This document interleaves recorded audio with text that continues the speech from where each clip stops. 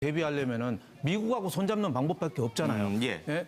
뭐 어떤 식으로든지. 근데 미국 트럼프가 문재인 대통령하고 전화할 때 맨 먼저 하는 얘기가 사드 어떻게 되냐고 하는데 한미 동맹에 지금 시금석이 됐어요. 예. 그러니까 저는 뭐 불가피한 일이다 이렇게 보고 지금 뭔가라도 해야 되는데 뭐 북한에 대해서 우리가 대응할 게 있느냐 이거죠. 그동안에 426일 예. 끌어왔는데 저는 뭐 아주 만시지탄이지만 당연히 저는 해야 될 거다 이렇게 봅니다. 알겠습니다. 뭐 얘기가 나왔으니까요. 이번에 사드 배치 결정이 불가피했다라고 하시면은 오를 들어주시고 아니다. 환경 영향 평가를 거쳐서 애초에 계획했던 대로 좀 신중하게 했어야 된다라고 생각하시면 X를 좀 들어주겠습니다. 불가피한 조치였다면 O. 다들 불가피하다라고 이제 얘기를 하시네요. 현장 그림 계속 보면서 좀 가겠습니다. 불가피했다. 근데 이 더불어민주당 쪽에서도 그렇고 성주 시민들 쪽 또 그동안 사드 반대했던 분들의 주장은 뭐냐면 사드 배치해봐야 못 맞춘다. 날아가는 미사일을 맞추지도 못하는데 왜 하느냐. 그리고 북한의 대륙간 탄도미사일이 남한을 겨냥한 것이 아닌데 우리를 보호하기 위해서 사드 배치하는 것이 아니고 미국으로 날아가는 미사일을 막아주기 위해서 이른바 MD 체제에 들어가기 위해서 사드 배치하는 것은 우리 국익에 무슨 소용이 있느냐. 물론 이제 한미동맹 문제 별도겠습니다.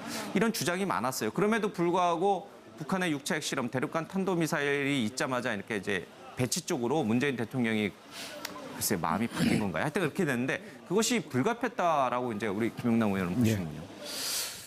그 뭐 사드의 효과성에 대해서는 미국에서 지금 요격 성공을 계속하고 있기 때문에 못 맞춘다는 것은 사실과는 다르죠. 뭐 물론 못 맞출 수도 있습니다. 예. 뭐 맞출 수도 있고 못 맞출 수도 있죠. 근데 맞추면 국민의 재산이나 생명을 보호할 수 있는 거고 못 맞추면 뭐 불행한 일이 벌어지겠습니다만 예. 국민의 생명을 지킬 수도 있고 못 지킬 수도 있으면 당연히 지키는 쪽으로 결론을 내야지. 아니 대륙간 탄도미사일이 우리를 향하지는 않잖아요. 우리는 아니죠. 장사정포나 이런 게 더 위협적이지 대륙간 탄도미사일이 위협이 되는 건 아니잖아요. 장사정포는 사실은 그 사거리가 예.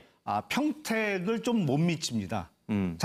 북한에서 예, 예. 쏘는 장사정포는요. 그리고 이제 방사포가 뭐 멀리 나가면 예. 한 200km 조금 못 미치는 지역까지 갈 수 있습니다만 사실은 우리가 제일 무서운 북한의 전략 무기는 핵미사일이잖아요. 예. 핵미사일은 어쨌든 대륙간 탄도미사일은 아니더라도 중거리 탄도미사일에다가 실어서 쏘는데 그거는 사드로 요격할 수가 있죠. 그러니까 그런가요? 북한의 예. 강진이나 이쪽에서 쏘는 것은 예. 사드로 요격이 가능하다고 보입니다. 그리고 이게 북한에서 쏘는 핵미사일이 미국이나 일본으로 가는 걸 우리가 막는 거는 막으면 안 되나요? 한미일이 지금 힘을 합쳐서 북한이나 아니면 사실상 북한을 지금까지 지원해 왔던 중국이나 러시아와 어떻게 보면 대립해 있는 게 지금 70여 년인데 예. 우방 국가를 보호하기 위한 무기는 우리에게 소용이 없는 건가요? 그거는 북한의 주장과 동일한 주장을 하고 있는 거고요. 그동안 사실 주민들이 반대했던 거는 거기서 강력한 전자파가 나와서 어떤 건강에 이상이 생길 예. 수밖에 없다는 거였잖아요. 근데 전자파가 안 나오잖아요. 그리고 전자파 나오는지 안 나오는지 실험을 하니까 참여하라 그래도 거부했잖아요. 그러니까 처음부터 사실은 명분 없는 반대였죠. 이 알겠습니다. 문제와 관련해서는 문재인 정부와 민주당이 그동안 너무 갈팡질팡하면서 쓸데없이 너무 힘을 낭비했다고 저는 생각을 합니다. 알겠습니다. 여기에 이제 사드 배치를 반대하시는 분들 내지는 또는 이제 신중한 입장을 가지신 분이 없어서 제가 뭐 얘기를 더 이제 여쭤보기엔 좀 그렇습니다. 어쨌든 사드 배치는 불가피했다라고 이제 생각하시는 두 분의 얘기를 들어봤는데 대부분 이제 이런 데 공감하시는 분들은 그 논리가 비슷할 것 같아요. 그렇다면은 문재인 대통령과 더불어민주당은 그러면 정권을 잡고 나서 말바꾸기를 한 건가? 이 부분에 대해서 좀 나머지 두 분에게 좀 들어봐야 될 거예요. 문재인 대통령이 말바꾸기 한 거예요? 더불어민주당이 말바꾸기 하는 건가요? 지금 입장이 바뀐 건가요?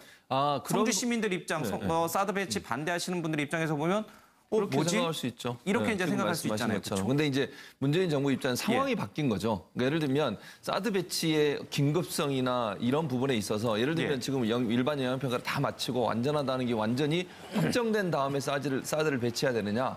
라고 하는 것이 이제 민주당과 문재인 정부의 그전의 입장이었는데 지금 상황이 아까 뭐 문 대표님도 말씀하신 핵 개발도 지금 하고 잠시만요. 예. 좀 말씀하시는 도중에 이 시각 현재 저희들 이제 생중계로 보내드리고 있는데 예, 사드 발사 포대가 이송되고 있는 모습이 좀 보이네요. 이제 배치가 이제 시작이 됐네요. 그렇죠? 예. 그러니까요. 그래서 이제 상황 자체가 미사일을 개발하고 지금 김정은이 보여주는 행태 자체가 예. 용납할 수 없는 상황 아니겠습니까? 우리의 예. 안보에 엄청난 위협이 되고 있고요. 미국에도 또 일본에도 위협이 되는 상황이기 때문에 예. 불가피하게 문재인 정부가 추진할 수밖에 없는 상황이 된 거죠. 그래서 예전 상황과 그 주장을 했던 때의 상황과 지금의 상황이 달라졌기 때문에 문재인 예. 정부 입장에서는 긴급하게 사드를 배치할 수밖에 없는 상황이었다라고 하는 것이 아마 상황 변화에 따른 변화다라고 보는 것이 맞을 것 같습니다. 과거 노무현 정부 때 쌀 시장 개방 확대라든지 아니면 한미 FTA 추진과 관련해서 사실 전통적인 노무현 전 대통령 지지층이 많이 이반을 했잖아요. 혹시 이번 일로 인해서 문재인 대통령의 지지층 중에 일부가 이반할 가능성이 있습니까? 뭐 그럴 가능성도 있겠죠. 지금 말씀드린 예. 저기에 뭐 참여하신 민노층이나 이런 분들의 일정 부분 있을 가능성은 있지만 그렇게 크지는 않다고 저는 생각을 하거든요. 많은 국민이 동의하고 있다. 그렇죠. 예, 왜냐하면 배치에. 예. 이 안보 문제라고 하는 것이 지금 현재 상황을 지금 너무 긴박하게 돌아가고 있는 상황 아니겠습니까? 예. 또 또 북한의 호전적인 모습이 예전과 상황이 달라졌어요. 김정은이 지금 미사일 개발하고 발사하는 걸 보면요. 막무가내식이에요. 어떤 지금 조치도 듣지 않는 상황이기 더 때문에 이상 대화는 통하지 않는다. 그렇죠. 예. 그런 상황에서 우리가 할 수 있는 모든 방법들을 동원해야 되기 때문에 국민적 동의가 일정 부분 있다고 저는 봅니다. 일부 지지층이 등을 돌리더라도 이번 조치는 불가피했다. 예. 그리고 어쩔 수 없었다. 이제 그렇게 이런 논리가 보는 거죠. 있는군요. 예. 노영희 변호사님은요. 당에서는요. 저는 이게 뭐 말바꾸기라고 하는 그 시각 자체가 사실은 저는 약간 공정하지 못하다라고 하는 입장인데 예. 왜 그러느냐 하면은 문재인 대통령이나 민주당에서 우리는 뭐 무슨 일이 있어도 무조건 사드는 안 된다. 이게 아니고 우리나라 그 안보를 위해서 가장 좋은 것을 선택하는데 현재 그 당시로서는 아직까지는 그 사드 배치가 예. 아주 매우 필요한 상황은 아니었다. 이제 그런 얘기였었던 거잖아요. 근데 지금 아까 말씀하신 것처럼 실질적으로 상황이 많이 바뀌었고 우리가 지금 김정은이 이렇게까지 수많은 도발을 예. 이렇게 거세게 하고 있는 상황에서 무조건적으로 계속해서 우리 그래도 사드 안 돼, 우리 계속 대화할 거야. 이렇게 말하는 게 무슨 의미가 있습니까? 예. 대통령이나 민주당이나 전부 다 지금 추구하는 가장 본질적인 것은 우리 국민의 안보 아니겠습니까? 예. 그럼 안보를 위해서 지금 우리가 할 수 있는 게 없잖아요. 지금 그 뭐 전략 핵을 지금 설치하냐 마냐 이런 얘기까지 나오는 마당에 이 지금 방어용 이런 그 사드 배치 같은 것들은 당연히 하는 것이 맞는 것이고 예. 지금 환경 영향 평가를 사실은 일반 환경 영향 평가를 실시한 다음에 내년 정도에 설치할 거다라고 한 얘기가 있었지만 예. 그때 당시에도 ICBM을 또 2차 실험했었잖아요, 북한에서. 그렇다면은 계속해서 그래도 우리는 내년에 할 거야. 한번 말했으니까. 이거는 말이 안 되는 거거든요. 그러니까 실질적으로 우리 국민들 누구라도 당연히 본인이 만약에 대통령 입장이라면 혹은 여당이라면 어떻게 해야 되는 건지에 대해서는 다 이미 플랜이 나와 있는 거라서 그거는 국민들도 다 이해를 할 것이고 당연히 그렇게 가야 되는 거였거든요. 근데 지금 이제 문제는 제가 좀 안타깝게 생각하는 거는 어제부터 오늘까지 지금 그 성주에 있는 주민들이 400분 정도 시작해서 500분 정도 됐다고 하는데 그분들이 8,000명의 그 경찰 그 분들하고 같이 대치하면서 지금 몸싸움을 벌이고 사실 많이 힘들어하고 계세요. 그래서 그 부분에 있어서 조금 양해를 좀 해주시는 게 어떨까 예. 생각을 합니다. 방송인 김재동 씨가 그동안 사드 반대와 관련된 여러 가지 이제 주장을 해왔는데 그분은 문재인 대통령, 문재인 정부에서 이런 조치가 이뤄진 것에 대해서 어떻게 생각하는지 좀 궁금해집니다. 이렇게 되면은 지난 5월 달에 조사를 받았던 위승호 당시 국방부 정책실장 좌천이 됐죠. 그리고 한민구 전 국방장관은 좀 억울한가요? 억울하게 되는 건가요? 그건 아닌가요? 네, 그건 아니죠. 왜냐하면 그분들이 잘못했던 것들은 보고를 누락하고 거짓말을 한 거예요. 말하자면. 예, 사드 배치와는 관련이 그럼요. 없다. 실질적으로 절차에 따라서 제대로 보고를 하고 거짓 없이 국민들에게 예. 알려야 될 의무가 있는 사람들이 절차를 무시하고 정부를 무시하고 국민을 우롱한 거거든요. 그러니까 그거에 대해서 응분의 그런 뭐 조치를 취한 건 너무 당연한 것이고 그렇다라고 해서 그분들이 억울하다 이렇게 말할 수 있는 상황은 전혀 아닙니다. 알겠습니다. 여기 계신 네 분 모두 사드 배치가 상황 변화에 따른 불가피성을 우리가 받아줘야 된다, 이해해야 된다라고 이제 주장을 좀 하셨는데 문제는 사드가 배치된다고 해서 물론 이제 좋은 이 네 분이 말씀하신 그런 긍정적 효과도 있습니다만은 반드시 또 부정적 효과도 따라오게 돼 있습니다. 자, 북한의 이딴 도발에 사드 급물살을 타고 있는데 이로 인해서 연내 방중 자체가 문 대통령의 방중 자체가 힘들어질 것이다라는 얘기를 좀 하고 있습니다. 문재인 정부 들어서 사드 배치 문제는 반전에 반전을 거듭해왔다라는 얘기를 좀 하고 있고요.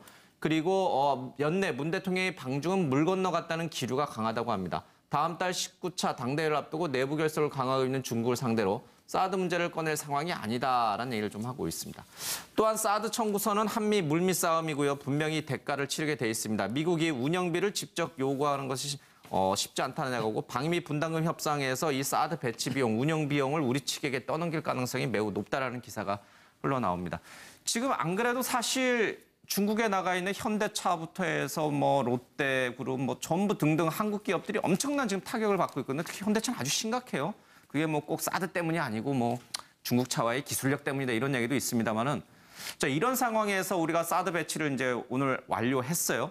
자, 중국의 반응, 원유 공급을 중단해달라는 우리의 요청, 또 사드 보복 조치를 철회해달라는 우리의 요청, 뭐 이런 것들 다 거부하고 그런 부정적 효과는 어떻게 보십니까? 뭐 상당히 뭐 부정적인 효과가 한꺼번에 쏟아져 나올 가능성이 예. 있죠. 지금 시진핑 주석이 문 대통령이 전화 통화 요청도 지금 응하지 피하고 않고 있잖아요. 있잖아요. 예. 그리고 지금 보복도 자꾸 강해지고 있는데 내가 보기에는 더 강해질 가능성이 많지만 이왕 맞을 매는 빨리 맞는 게 낫습니다. 빨리 털고 가야지 계속 끌고 있다가는 계속 길어지는데 우리가 사드 배치를 안 할 수는 없고 중국 보복은 갈수록 길어질 텐데 예. 우리가 그거를 언제까지 있을 수는 없잖아요. 그러니까 저는 빨리 맨을 맞고 중국도 아예 할 거는 빨리 해주길 바라지 426일이나 끌으니까 중국도 사실 오히려 더 지쳤다고 볼 수 있어요. 그러니까 저는 중국에 대해서는 중국은 어차피 아무리 우리가 유화책을 해도 중국은 어차피 북한이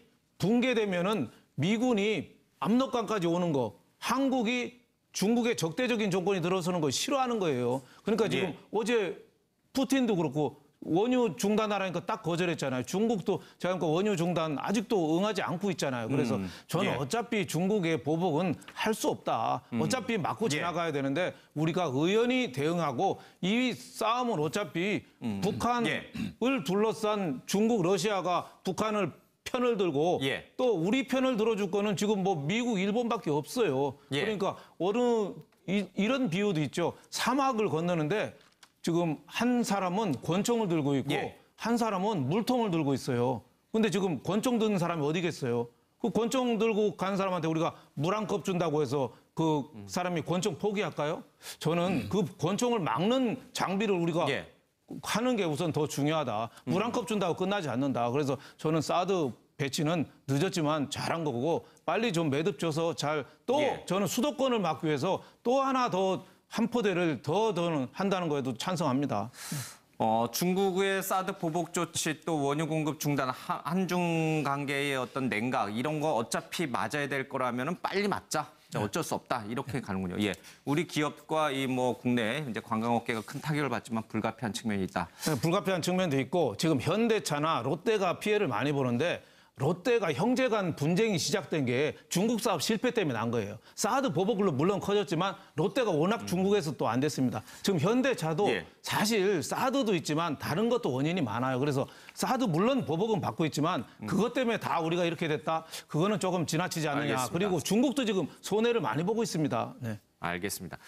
중국은 이렇고요. 미국하고는 어떻습니까? 미국이 뭐 천사여서 사드 배치를 무료로 배치하고 무료로 운영해 주는 건 아닐 거 아니에요, 그렇죠? 빈센트 브룩스 한미연합사령관이 지난 4월에 미 하원에 제출한 보고서를 보니까 방위비 분담금 협정은 사드 부지 개선 같은 최근 급작스럽게 발생한 비용도 포함한다라고 명시를 했습니다. 쉽게 말하면 사실 부지 비용이라든지 이런 것들은 우리는 이제 부지만 공급하면 되는 거고 그것을 이제 어떻게 활용하고 거기에 들어가는 비용 이런 것들은 전부 미군이 부담하는 게 한미 방위비 분담금 협상의 골자인데 갑자기 이게 달라졌어요. 자, 그렇다면은 이것도 우리는 그래 불가피하다. 어쩔 수 없네. 우리가 부담해야지. 이런 논리로 갈까요? 지난 대선 때 문재인 대통령이 이 문제 가지고 여러 차례 이제 TV 토론에 나와서 아니다. 그건 우리가 책임질 일이 아니다라고 거듭거듭 얘기를 했는데 어떻게 될까요? 아니죠. 지난 대통령 선거 때는 문재인 당시 후보는 예. 오히려 사드 배치 비용을 우리가 부담할 수도 있다는 입장이었고 오히려 그랬나요? 유승민 후보나 홍준표 후보는 그거는 우리가 부담할 건 아니고 우리는 부지 제공해서 끝난다라는 입장이었죠. 근데 아닌 것 같은데요. 아니, 뭐 제 다른 기억은 분들도 고개를 그렇습니다. 갸웃갸웃한데 요거는 이제 확인을 해볼게요. 나중에. 예. 방위비 일단 분담, 명확히 해야 될 것은 이번 사드 배치와 관련해서는 우리는 부지를 제공하고 예. 그 사드 시스템 비용과 운용은 미군이 부담하는 것은 뭐 틀림없는 사실입니다. 그거에 대해서도 의문을 제기하는 분들이 있는데 그건 예. 미국에서도 확인을 한 것이고요. 다만 이제 올해 연말부터 시작될 한미 방위비 분담 협정에서 그러니까 큰 틀에서 전체적인 주한미군의 방위비 분담을 어떻게 할 것이냐를 놓고 분담 비율이나 액수를 조정하는 데 있어서 변화가 있을 수 예. 있는 거죠. 그게 이제 사드 배치 때문에 협상의 내용이 달라지는 건 아니고 정기적으로 이제 3년마다 하는 분담 협정에서 전체적인 틀이 예. 다시 조정될 가능성은 분명히 있습니다. 근데 그래서 그걸 뭐 앞으로 이제 진행될 협상을 두고 봐야 되는 것이고요. 앞서 그 중국의 사드 관련된 보복은 사실 우리 정부가 자초한 측면이 많이 있습니다. 왜냐하면 알겠습니다. 전략적 모호성이라는 표현으로 이게 배치가 될지 안 될지를 좀 갈팡질팡하면서 중국에서 강하게 한국을 압박하면 혹시 한국이 사드 배치를 포기하지 않을까라는 기대감을 준 게 사실이거든요. 알겠습니다. 지난 대선 과정에서 문재인 대통령 쪽이 얘기한 것은 이제 이렇게 사드를 배치하게 될 경우에 그렇게 많은 어떤 분담금을 미국 측이 요구할 텐데 그걸 어떻게 감당할 수 있겠느냐라면서 이제 반대한다는 주 논리의 논거로 삼았던 거죠. 예. 그때 그 트럼프 대통령이 사드 배치 그 분담 비용을 청구할 것이다라는 식의 얘기가 있었기 때문에 그렇죠, 당시 예. 대선 후보 TV 토론을 하면서 문재인 대통령이 홍준표 그 당시 후보하고 유승민 후보한테 사드 배치하면은 트럼프 대통령이 이렇게 요구한다더라. 이건 어떻게 할 건 이런 질문을 한 적이 있었었고. 그러니까 반대 이제 사드 예, 배치를 예. 반대하는 이제 그렇죠. 논리로 이제 예, 그것을 근데 상대방 예를 입장에서는 그게 중요하냐 안보가 중요하지 이렇게 맞섰던 거예요. 근데 이제 상황은 지금 문재인 대통령이 그 그렇죠. 청구서를 받게 될 수도 예. 있는 그런 상황에 처해돼 있습니다. 참 상황이 많이 달라졌습니다. 대선 때하고 많이 달라졌습니다. 지금 현재 이 사드 포대가 이제 예정된 장소 쪽으로 이동을 하고 있습니다. 현장에 나가 있는 우리 중계차 취재기자 연결해서 지금 현재 상황은 어떤지 좀 들어보겠습니다.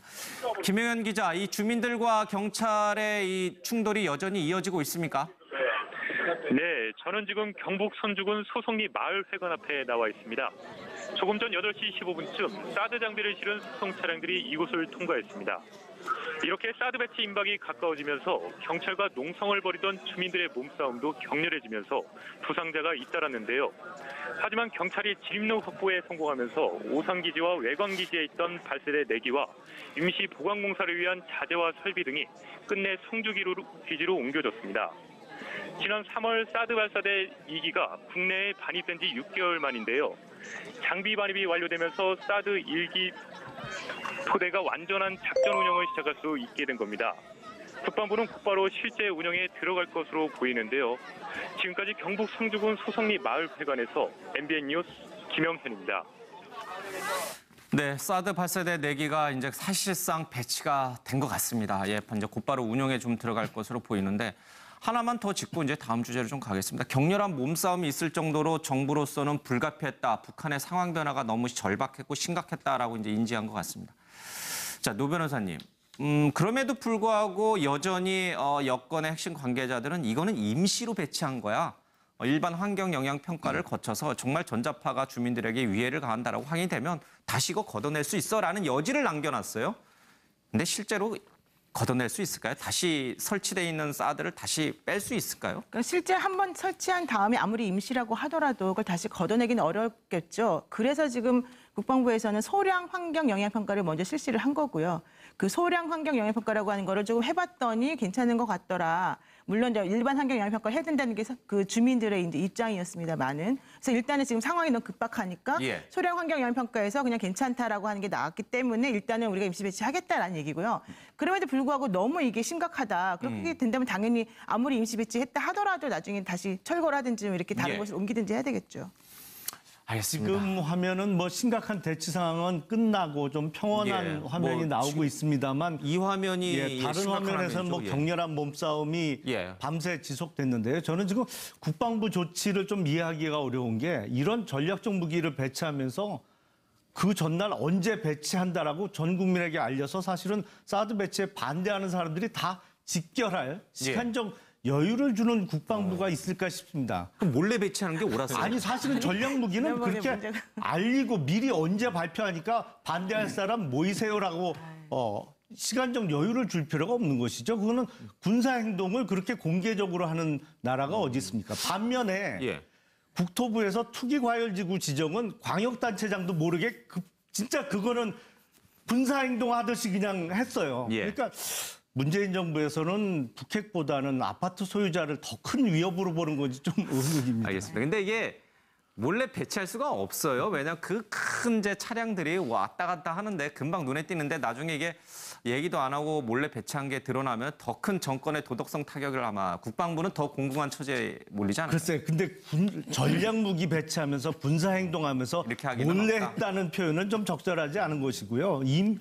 반대하는 사람들이 있고 그것이 알려지면 더 많은 사람들이 모여지고 격렬하게 저항할 것을 알면서 미리 발표하는 게 좀 이상한 예. 거죠. 근데 이 사드가 전적으로 이 군 당국만의 문제가 아니라 주민하고도 연계돼 있는 문제다 보니까 주민들의 동의를 얻어서 좀 배치하면 가장 최선이고요. 뭐 이렇게 좀 충돌 속에서 배치하는 것이 차악인 것 같긴 한데 좀 안타까운 상황인 것 같습니다.